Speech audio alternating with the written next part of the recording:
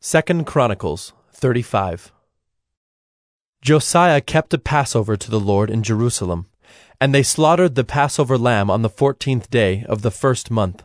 He appointed the priests to their offices and encouraged them in the service of the house of the Lord. And he said to the Levites who taught all Israel and who were holy to the Lord, "Put the holy ark in the house that Solomon, the son of David, king of Israel, built. You need not carry it on your shoulders. Now serve the Lord your God and his people Israel. Prepare yourselves according to your fathers' houses by your divisions, as prescribed in the writing of David, king of Israel, and the document of Solomon his son. And stand in the holy place according to the groupings of the fathers' houses of your brothers the lay people, and according to the division of the Levites by fathers' households.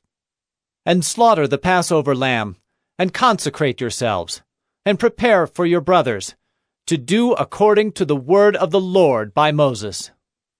Then Josiah contributed to the lay people as Passover offerings for all who were present, lambs and young goats from the flock, to the number of 30,000 and 3,000 bulls. These were from the king's possessions, and his officials contributed willingly to the people, to the priests, and to the Levites.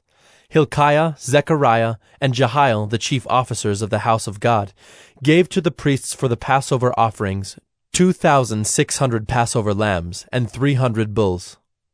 Conaniah also, and Shemaiah and Nethanel his brothers, and Hashabiah and Jeiel and Jozabad, the chiefs of the Levites, gave to the Levites for the Passover offerings 5,000 lambs and young goats and 500 bulls.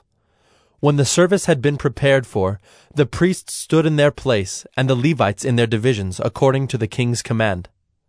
And they slaughtered the Passover lamb, and the priests threw the blood that they received from them, while the Levites flayed the sacrifices.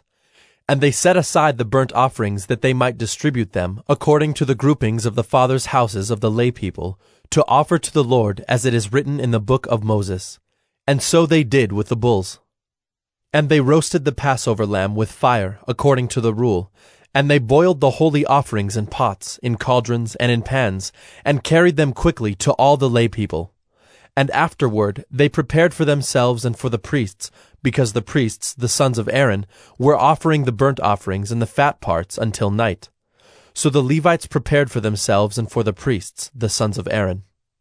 The singers, the sons of Asaph, were in their place according to the command of David, and Asaph and Heman and Jeduthun the king's seer. And the gatekeepers were at each gate. They did not need to depart from their service, for their brothers the Levites prepared for them. So all the service of the Lord was prepared that day to keep the Passover and to offer burnt offerings on the altar of the Lord, according to the command of King Josiah. And the people of Israel who were present kept the Passover at that time, and the feast of unleavened bread 7 days. No Passover like it had been kept in Israel since the days of Samuel the prophet. None of the kings of Israel had kept such a Passover as was kept by Josiah, and the priests and the Levites, and all Judah and Israel who were present, and the inhabitants of Jerusalem. In the 18th year of the reign of Josiah, this Passover was kept.